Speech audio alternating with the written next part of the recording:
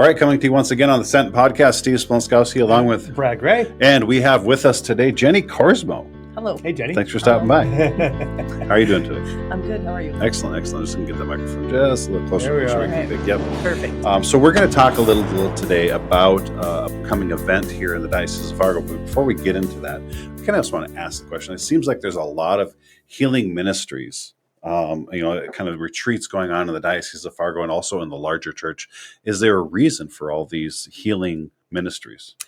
Well, if you look back to biblical times, which is where it all stems from, that was one of Jesus' main mission, was to heal. And so I think it all originates from that, and seeing the need now with people hurting, the need for reconciliation, the need for physical healing. If you go, like I said, back to biblical times, you see his miracles and the need for that there. And it is still obviously needed in today's world. Well, I think that's an interesting point because you do think, you note how when Christ comes, the first thing he does is he heals, right? And I think a lot of the commentators of the current age will say that we're back in apostolic times, right? Christendom is over. And so in that sense that we have to go back to that first, until people are healed, they're not willing to hear the message of the gospel. Yeah. I've heard it said that that God often gives us what we need by giving us what we want first. I mean, not always, but he comes to us in ways that first resonate, that open up the doors of curiosity, of possibilities. Sherry Waddell talks about this in her Forming Intentional Disciples, like these thresholds, right, of that we go through in opening up more and more to the gospel. And so it seems like that makes sense, kind of what you're saying, Jennie, with Christ's ministry. He's showing, first of all, that he has authority, but he's also showing he's responding to the hunger of the people, like the blind man put down through the roof, that he heals him, but really that was the lesser significant healing. First he says, your sins are forgiven, and then he heals him physically to prove that he has the authority to forgive sins. So I think that the Lord really does have that tenderness for us, right, in the midst of the woundedness that we all feel, right? And it would help us as we go in the future and go on mission. And we talk about mission and evangelization. And that's really hard when you're hurting to go out there in the field and on mission. Right. No, that's true. I think I guess we do recognize this when we do go on mission. Oftentimes when we're ministering to others, we ourselves are often deeply healed. Oh, yeah. Right. We even find that we have wounds that we didn't know were even there as we minister to others. Yep. So I think that's an important thing. And you had written an article, Jennie, entitled John Paul II Healing Center to Host Women's Retreat in Fargo in the New Earth recently, just talking about your own experience of going to one of their healing sessions. Tell us a little bit about that article. I mean, you shared a lot in that article, but it was a number of months ago, just your own experience of you're going there, you're going to this retreat to plan, right, a retreat back in this area. Yep. However, the Lord's message to you was a little different at that time when you got there. It was like, wait a minute, this might be about you. Right. It was completely different. I went there on mission just to see what they did, see the logistics, see how we could play that in the Diocese of Fargo, or how we could offer that in, get all of the ins and outs of how the retreat worked. And my brain was definitely in that area. And then I was talking to one of the retreat speakers, Melissa, and she noticed that, and she said, it's okay, Jennie, if you want to just take your work hat off and receive. And so it was shortly after that we had Eucharistic adoration at the retreat, and that it became very personal to me, and I was able to encounter the Lord in that adoration and experience healing as a daughter of his. Right. Well, actually, I want to go back to your article because I thought it was a really nice quote from the article that you'd written. He said, it was during adoration that there with Jesus before me, I encountered just how much God loves me now. And he gave his only son to be with me personally. I felt the strong and warm embrace of the Father as I encountered him through his son. I was brought into a deeper understanding of God's love for me as his daughter, and I felt his fatherly love in my heart. He reassured me that he does not expect me to be perfect, nor do I need to earn his love. He gave it to me freely and has all along. That was kind of your quote from your article here at the New Earth, in the New Earth. Talk to us a little bit more about that, going back to you. I think you mentioned earlier in the article that you really had a relationship with Jesus and the Spirit and the Holy Spirit, but you really had never had this relationship with the Father. Talk to us a little bit more about that. Well, I had a relationship with the Father, but not a deep relationship that was kind of cemented on this retreat. I had been encountering him a little bit more in prayer as I opened myself up for that. But this retreat specifically is about our relationship, our main identity as daughters. And it's a safe space for us to explore that.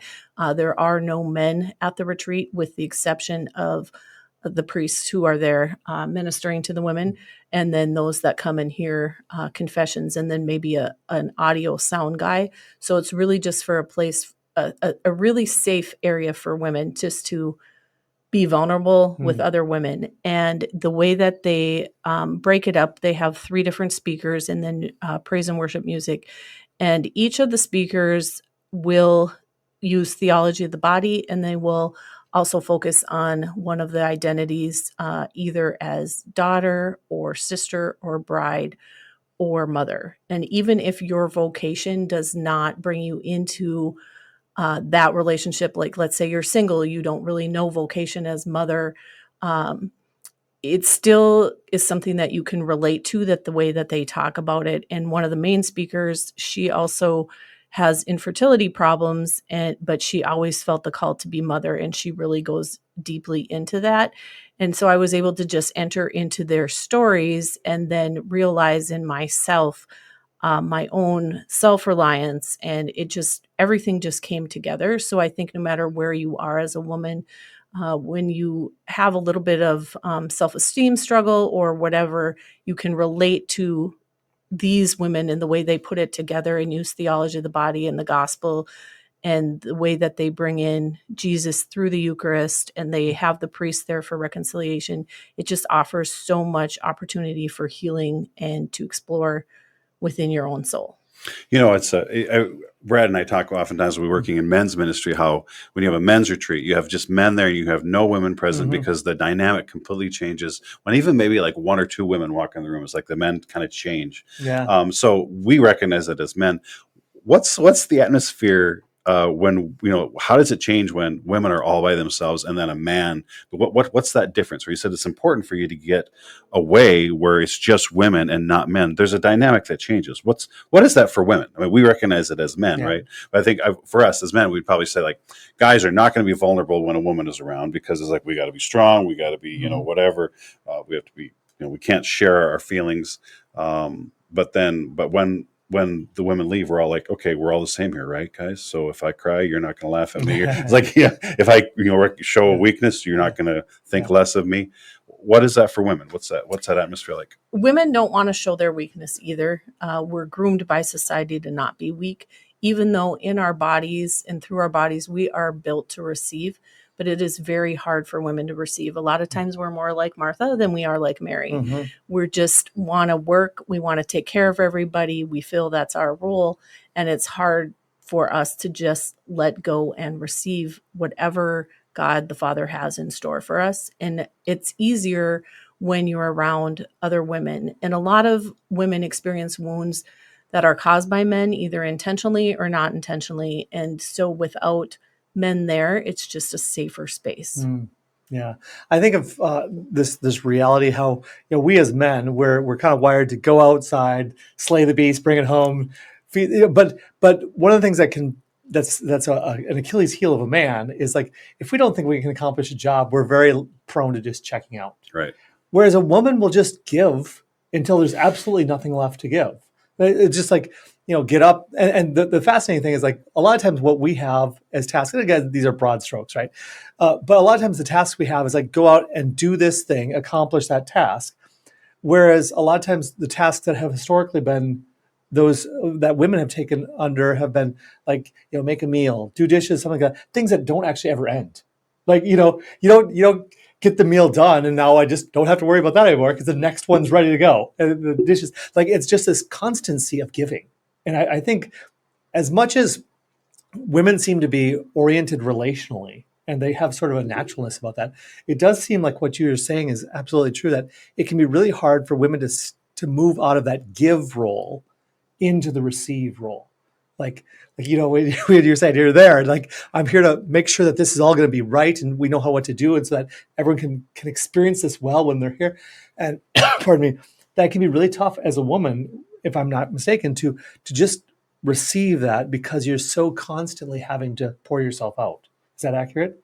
That's completely accurate. It reminds me of once when we were doing one of our Redeem conferences, and Bishop Folda's like, Jennie, you need to sit down and eat. And at that moment, I just wanted to organize the next thing. I had no interest in eating a meal. And that just cements that Yeah. it's just, please let me just work right now. Yeah. I will eat later. And those poopy diapers just keep coming, as a mom, and it's just it's really remarkable. But I know when you came back, it was awesome hearing about how having that little shift really was profoundly impactful for you, right? Yeah. Yes. Yep. And I know that that's something that you're excited to be able to share with other women, right? Absolutely. I feel like they do such a good job, and that no matter where a woman is in her life, that often she struggles with that self-reliance, maybe realizing it, maybe not.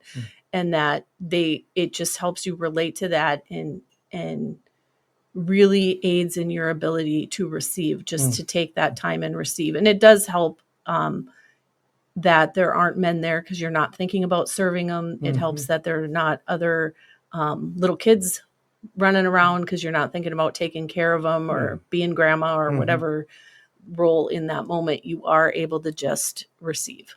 Yeah. Yeah. Just coming off of the Eucharistic revival, I think one of the things, obviously we're talking about healing right here. And the Eucharistic revival was really a kind of a reminder of who the true healer is, right? Jesus Christ. And you mentioned, of course, Jennie, in your article about being in adoration. Here in September, we'll have the canonization of 3 Eucharistic saints. We'll have Carlo Acutis, Pier Giorgio Frassati, and then also Peter Rode, right? Yeah. To Rode will be, and they all have one of the similar things to all their stories is they had a deep Eucharistic life. So with these healing events that are coming, I assume that there's Eucharistic adoration as a part of that, probably a pretty central part of that. Talk to us a little bit about that. Yes, they do a healing service with it. They like to keep that a little bit of a surprise, but there is time for adoration every day, I believe. Mass is not included necessarily; it's optional. The way they have the retreat set up is that you can go in the evening, and then Thursday night you go in the evening, Friday, and then it's all day Saturday. So that way, working women are able to come and receive as well. And so that's part of why Mass is optional. But when you're on retreat like that, I think it's important to take that time if you can and make it to Mass. And we're blessed in Fargo to have daily Mass offered from basically 7 a.m. to 5:15 p.m. So they should be able to make it work somehow. Yeah. And this is going to be such a blessing for so many women. I know you and I have been excited in kind of beginning this partnership with the John Paul II Healing Center because they are one of the most prominent Catholic healing entities out there right now. And generally speaking, it takes like 4 years to get on their calendar. And just kind of through God's providence, He opened up doors for them to bring in this undone women's healing retreat. And then we're going to look to bring on a series of other retreats in the upcoming years. But I just know that you and I have both been feeling this very much for the last several years, like the need for healing. And we talked about this a little bit at the beginning, but I remember going on, my wife Lisa and I went on a couples retreat back years ago at Broomtree down in South Dakota. And the priest that was leading the retreat, Father Scott Traynor, had made the remark about how every one of us we're made to be loved perfectly. Infinitely and perfectly, and yet no one experiences that. And so all of us universally are wounded because we have not received what we've been made to have. And I think that's what the John Paul II Healing Center is really striving to bring Jesus into those wounds, right? Yep, absolutely. And it is something that started with the retreat for me with that really cementing in the relationship with God the Father. But it has continued in prayer since then of me asking that I can see myself through His eyes versus looking at myself and casting judgment on myself, which is also, I think, huge for women. I don't know if it's as big as a struggle for men or not, but I know that women can be pretty hard on themselves, struggle with perfectionism. They look in society how they're supposed to look or act, and they want to do that. And so seeing myself as God the Father sees me is super important in my prayer life, in my relationship with him.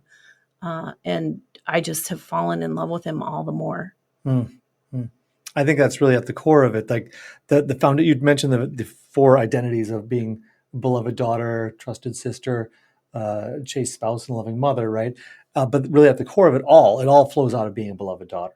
And sometimes there can be the tendency to just go past that because it's not as productive, or it doesn't accomplish the things of taking care of people the same way that some of the other ones might, right? Right. Yep. And Yeah. we're just wired and trained.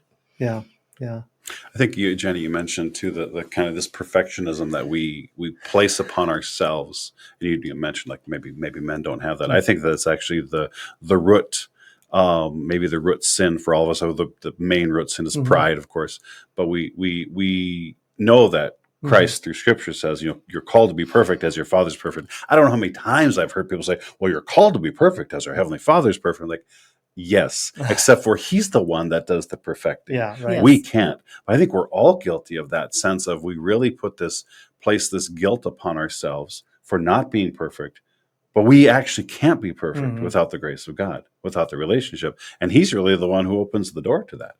And in our society, I mean, just the way we are in the USA, in our Western society, that's what we strive for. Right. Is that success. Right. And it seems to me that it can be really difficult to feel delighted in, right? When we speak about being a beloved son or daughter, a lot of times we don't really allow ourselves to go into that area. And I think that I know, again, you and I have shared a lot about this, and like how profoundly significant, imperative it is that we actually experience like the Father loving us, that he's choosing us, that he's delighting in us, and all of the rest. That like that's where all of our mission and all of the things that we do, it all flows out of that, right? Well, I think it's true. I mean, that's where we go back to on of our own woundedness, we wound others. And I was just thinking, like, as we were talking, I was thinking, okay, so I have this own self-perfection thing that I can't deal with. So since I can't deal with my own imperfections, I look for imperfections in others that I can call out in them so that I can feel better about myself, right? So then we find ourselves in judgment of others' imperfections, and yet I go like, I'm just as guilty of all those imperfections that I see in other people. It may not be intentional that we it's wound not. other people. I think it's not. But we do it, and people that probably aren't even aware of the wounds that we cause other people all the time. As parents, I think it can be especially agonizing because a lot of times our kids inherit the things that we don't like about ourselves. It's bad enough in us, but when we see it in someone else that's under our authority, it's like, just mending, right? I think one time I had mentioned to my kids, I said, I feel like 75% of my bad habits my kids pick up, and the 25%. And my son's like, "Thanks, Dad. All we have is bad habits." I'm like, no, that's just from my perspective. The things that I don't want to pass on, I feel like I'm passing on, and I don't want to be doing that. And that's part of our woundedness. And coming back to this sense that all we can really do for healing is we receive, right? That healing that we do is receive, but the Lord does invite us to reach out. We have to ask for that. We're talking about prayer in some of our other podcasts. We're like that. Really, what the prayer doesn't change the Lord, but it changes us because we open our hearts. We call out to the Lord, and He has the willingness. We're willing to receive because we've called out. So then He can respond and heal us. In prayer, a long time before this retreat, one thing I received is that you should look at each person and see the face of Jesus. And so that's something I really try to do because I don't want to continue that, that cycle of, I'm not perfect at it by any means, but it's something I strive for. Yeah. Say, Jenny, I was wanting to ask you something about this aspect of going into healing. If we're being honest, that can be fairly terrifying.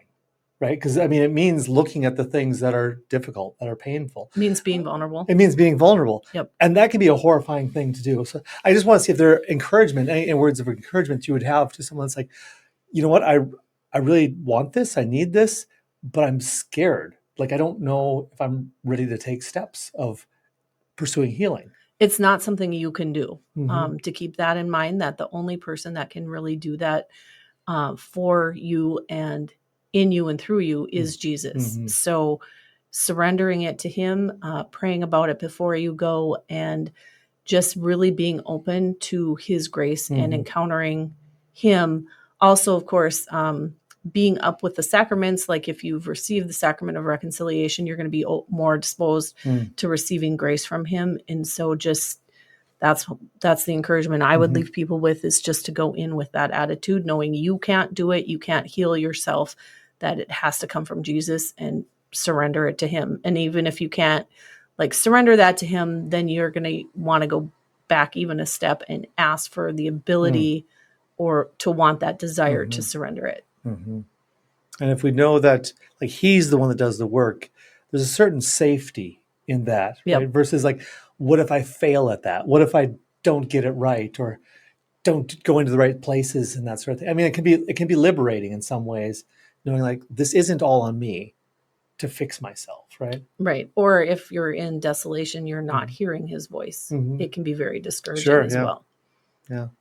So the name of these retreats is retreats. It's called Undone. The name of the women's The retreat women's is retreat is name Yep. is Undone. Yep. What does that mean? Is that like undoing of a knot, or is it what's the undone phrase? Well, it does have to do with that undoing of knots in our lives, the wounds, bringing them to be healed, the expectations versus reality, that sort of thing. All of those things combined. I think there is also that element of, gosh, I can't think of if this was a father of the church or scriptures, where it talks about how Mary undoes the knot of Eve's disobedience. Yeah. Mary's obedience undoes the knot of Eve's disobedience. So, because the fact of the matter is, our wounds aren't always inflicted from the outside, right? Sometimes they're the result of our own sinfulness, Correct. of our own betrayal, all of us have done horrible things. We're all desperately in need of a savior. And so we've all tied our own knots as well as having them tied by others, right? And so it's having the ability for the Lord and Our Lady to come in and untie those in our lives, right?